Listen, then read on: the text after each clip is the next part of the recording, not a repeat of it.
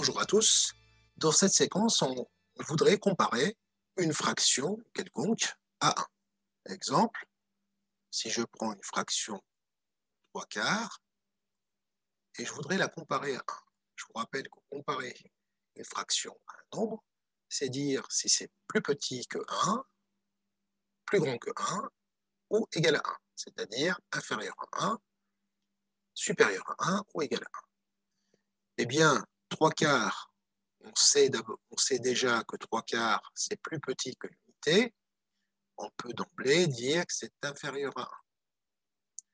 Si je prends 2 tiers, 2 tiers, c'est plus petit que 1, puisque 2 tiers, c'est plus petit que 3 tiers. Donc on pourra écrire inférieur à 1. Maintenant, qu'est-ce que je remarque tout le temps? Je remarque que mon numérateur est plus petit que le dénominateur. Donc, je peux déjà dire que si j'ai une fraction dont le numérateur est inférieur au dénominateur, je sais d'emblée que cette fraction sera plus petite que l'unité. Par exemple, 7 onzièmes, 7 est plus petit que 1, 7 est inférieur à 11, 7 est plus petit que 11, 7 est inférieur à 11, donc 7 onzièmes est plus petit que l'unité. Mais dans quel cas une fraction sera égale à 1 alors? Une fraction sera égale à 1 si j'ai la même chose au niveau du numérateur et au niveau du dénominateur, c'est-à-dire, exemple, 4 quarts. Eh bien, 4 quarts, on sait déjà que c'est égal à 1.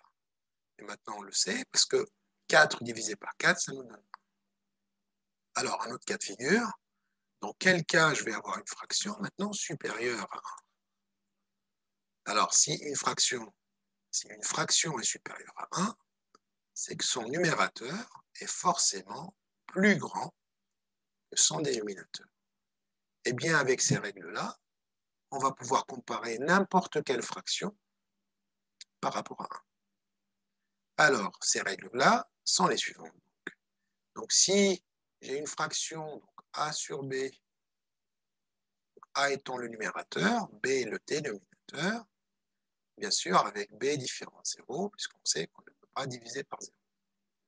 Si le numérateur est égal au dénominateur, on l'a vu, la fraction est égale à 1. On l'a vu avec le cas de 4 quarts. Donc, exemple, 4 quarts égale à 1. Donc, je divise un nombre par le même. Le numérateur est égal au dénominateur.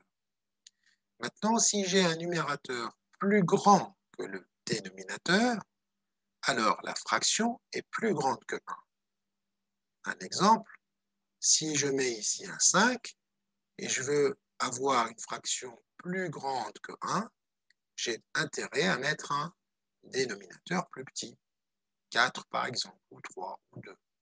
Donc 5 quarts est forcément plus grand que 1. Donc cette fraction est plus grande que 1, est supérieure à 1. Maintenant, si le numérateur est plus petit que le dénominateur, si j'ai un nombre que je divise par un nombre plus petit, si j'ai un nombre que je divise par un nombre plus grand, pardon, donc ici forcément, donc j'ai un numérateur plus petit que le dénominateur, exemple, un numérateur plus petit que le dénominateur, on voit bien que 3 cinquièmes, ça va nous donner quelque chose de plus petit que l'unité, parce que l'unité, elle, c'est 5 cinquièmes. Voilà, donc ces règles-là, il faudra bien les retenir. Elles nous permettent de comparer assez rapidement une fraction avec le nombre 1. On dit qu'on a comparé la fraction à 1. Donc maintenant, on sait comparer n'importe quelle fraction ou une fraction par rapport à 1. Je vous invite à faire les exercices et revenir pour regarder la correction détaillée de ces exercices. Merci pour votre attention et à très bientôt. Au revoir.